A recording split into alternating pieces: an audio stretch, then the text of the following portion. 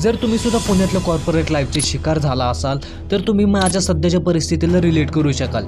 तोच same road, तेच same office आणि तेच सेम काम।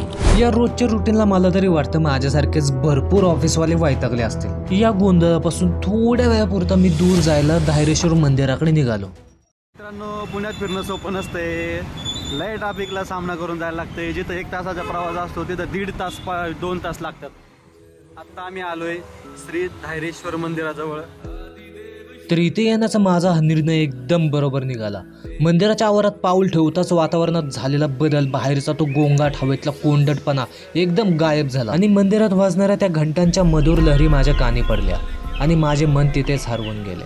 बाकीच्यांचं माहीत नाही, पण मी बऱ्याचदा अनुभवलं की महादेवाच्या सगळ्याच मंदिरांमध्ये वेगळ्याच पॉझिटिव्ह लहरी असतात ज्या आपल्या डोक्यासोबत अंतर मनालाही शांत करतात। तर झोपा काढून जसं आपण आपल्या शरीराला रिचार्ज करतो तसेच आपल्या अंतर मनाला रिचार्ज करणे गरजेचे असते। त्यासाठी माझ्यासारखे लोक तरी मंदिरात जाणे आणि निसर्गात जाणे प्रेफर करतात। आणि खरंच मंदिरातून माझे खच्ची झालेले धैर्य पुनर्स्थापित करून नव्या उमेदीने जीवनातल्या पुढच्या आव्हानांना तोंड देण्यासाठी मी निघालो।